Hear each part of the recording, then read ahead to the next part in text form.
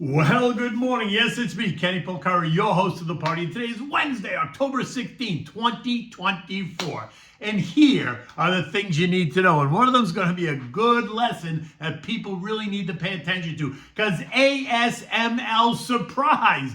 And it wasn't a good surprise. The stock falls 16%, dragging tech down with it. And this morning, LVMH does it again. They surprised, taking the stock down 6% today, right? Because they refused to pre-announce. Bonds rally yesterday while stocks declined. Oil down another 3.5%. Gold kissing $2,700. And today there's more earnings. And what do we have at dinner tonight? Well, it's not really dinner, it's a marinade. It's a Vermont Maple Bourbon Marinade. Works great on any of the meats. Now, ASML offered a disappointing forecast yesterday, and boom, tech got whacked. Now, ASML is one of the key players in the chip space. They are Europe's most valuable tech company. They develop, produce, and market semiconductor manufacturing equipment, specifically machines for the production of chips through lithography. Just FYI, they own the market in that space. The stock lost 16% yesterday and is now down 3.5% on the year. This after being up as much as 60% by mid-April. And as you might expect, after they announced, tech came under the gun. The XLK in this country down 2.2%. The semis lost 5.2%. Your favorites, NVIDIA down 4.7, AMD down 5%, Intel down 3.3, Broadcom down 3.4, Qualcomm down 2.2, and then it spread to other names like Big Blue, IBM down 1%. The damage done when ASML announced their quarterly earnings, and they reduced their 2025 guidance and reported weaker than expected quarterly bookings that caused many investors to lose credibility in the story. But let's not throw the baby out with the bathwater. AI demand remains strong, and that part of the story has not changed. And ASML plays a key role, right? And that has not changed. Now, Sarah Russo at SC Bernstein says it looks like we have to exercise some more patience until the cyclical recovery is clearer. And she has it as an outperform at Bernstein, while JP Morgan's analyst Sandeep Deshpande sees the pullback as an opportunity to buy. The stock ahead of an acceleration in sales now out in 2026. So he's even jumping over 2025. His thoughts, investors will start to focus on 2026 as new information about new fabs and expansion of existing capabilities becomes available. And he has it rated as an overweight in the JP Morgan portfolio. Either way, it was what it was. And in the end, it's because they waited until they announced their earnings yesterday in Europe to reveal what they knew was going to be an issue. So here is the lesson. They should have pre-announced weeks ago. They should have indicated that guidance was coming into question because they knew it. But because they surprised investors on earnings day, they got doubly whacked. So maybe they learned a lesson.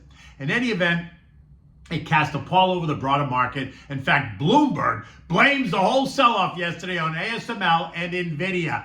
Really, the headline goes with stocks halt rally as NVIDIA and ASML get crushed. Well, NVIDIA didn't do anything. It was ASML, just let's be clear. The Dow lost 325 points or 0.75%. The S&P down 45 points or 0.75%. The Nasdaq lost 188 points or 1%, which wasn't a disaster, by the way. The Russell gained 2 points, while the transports lost 101 points or 0.3, and the equal-weighted S&P gave up 30 points or 0.4. And so maybe that's what the market needed to pull it back. Maybe it just needed a kick in the gut to wake everybody up. Just maybe everyone got a little too bullish. Money is poured into equities as investors move money from bonds to stocks and from money market funds after the Fed made it clear that they're taking rates lower. But even that story is changing. Just you got to pay attention. Look, do not be surprised to finally see investors take some money off the table after earnings season gets underway and investors struggle with trash valuations. The Dow and the S&P and the Nasdaq were all kissing their upper bands on their relative strength index at 70, right? And suggesting that stocks were approaching overbought territory. And then you get a company like ASML, which is a big name, to make a big announcement, and bang, down we go. Now, interestingly enough, we got 15 amazing earnings reports yesterday. Names like Goldman, Bank of America, United Airlines, J.B. Hunt, Citibank, Charlie Schwab, State Street, Progressive. Out of the 15 names, only 2 of them missed on the bottom line. So 86% of the reports were better than expected. But the markets and traders and algos focused on one thing, ASML. Today we're going to hear from Synchrony Bank. We already did, and they beat PLD, CFG, US Bank, Abbott, and Morgan Stanley. And they just came out representing industrial REITs, banks, medical devices, and institutional brokerage. Ecodata, mortgage apps. This morning it's being reported that housing stock in Florida is rising. Do you think? Condo assessments are rising and prices are coming down. People are moving to Tennessee. But remember, Tennessee's got lots of tornadoes, so you can't get out of the way of the climate. We have all these import and export prices in the monthly budget statement. My sense is it's only going to be the mortgage data point that is really anything to worry about. But remember, we're in that slow season now for real estate. Now, bonds gained on yesterday's stock weakness. The TLT and TLH rose by 1.2 and 1% respectively. The 2-year yield ended the day at 3.94, but it's a bit weaker this morning at 3.92 as U.S. stock futures stabilized. The 10-year ended at 4.02, but this morning is trading at 4%. It did trade as high as 4.04 yesterday, though, right? Again, this as futures try to figure it out and stabilize. Now, remember what we discussed. Rising bond yields could mean investors expect the Fed to raise rates in response to inflationary pressures and a hot economy. It could also mean that the government's getting ready to spend even more money, something that we know both sides are screaming about, right? And this increases the need for what? For Janet to have to bring more bonds to the market to support all of this out-of-control spending. More supply is going to push prices down, going to force yields up. Kavish? And that, once again, begs the question, what is the tipping point on the 10-year in order to create more of a pullback in the market? Now, oil got whacked again yesterday, falling 3.8% or $2.80 to end the day at 71.04. This morning it's down again, trading at 70.37. Now, the weakness being credited again to the idea that Israel announced that they're not going to hit any of Iran's energy assets. And also because OPEC, cut their global demand forecast, which I think is ridiculous, right? That's a whole other story. I'm going to say it is curious, though, that we have seen oil collapse by 11% in the past 2 weeks, just, 2 or 3 weeks ahead of, guess what? The presidential election. I don't know about you. It just feels a tiny bit curious to me. In any event, I have another question. Why is Israel telling the world exactly what they're thinking? Why are they saying that we're not going to hit the oil fields, but we're going to hit the military sites and the nuclear sites? When did pre-announcing military attacks become in vogue? I'm just a bit confused. The only thing I don't think they sent out was a save the date card. Or did I miss that too? Maybe they did. I have no idea. Gold rose by $13 or 0.5% to end the day at $26.79. And this morning it's up another $13 at $26.92. This after kissing $26.99 overnight. The story yesterday is that the global banks are planning on building up their gold reserves. Kabish supports gold. Let's not forget the U.S. election is only weeks away and the Fed once again is confused. So look at the rally as more of a safety play. Gold is gold, period, the end. I don't care what you say, gold is gold. Yesterday I identified where I think it could go before it hits resistance. And that's like 27.50 on the trend line. Trend line support, though, remains down at 25.90, so I think we're in this 25.90, 27.50 trading range for gold. The VIX shot higher yesterday by 5%, and it's up another 1% this morning as it tries to decipher what's next. We are now above all 3 trend lines on the VIX, and if we get another piece of news that we don't expect, like ASML, then watch how fast the VIX surges, which just means be patient. There is no need to rush out just to buy anything just yet.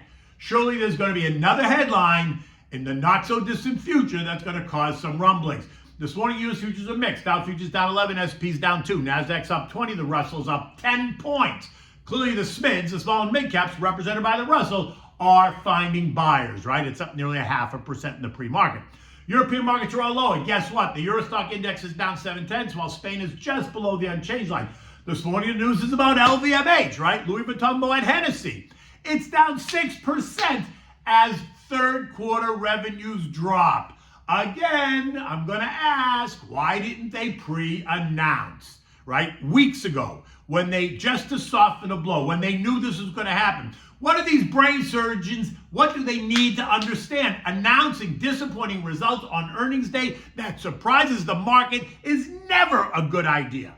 If they pre-announce in the weeks ahead, yeah, they'll get punished, but not nearly as much as they do when they surprise. ASML is a perfect example, down 16% yesterday. And now LVMH is just another example. The S&P closed at 58.15, down 45 points. You know that I've been looking for this market to pull back just a bit. Maybe it started yesterday. We are in the last 2 weeks of October, hovering around the market crashes of 1929 and 1987. I'm just saying, sit tight and pay attention. This is not the time to fall asleep. In the end, though, as a long-term investor, rest assured that your advisor is doing the right thing. And guess what? If they're not, reach out. I'm happy to discuss your concerns. If you have a plan and are well-diversified and have some cash on the side to take advantage of any weakness, then don't panic. Be patient. Having a plan is key to building long-term wealth. Successful investing is a marathon, not a sprint.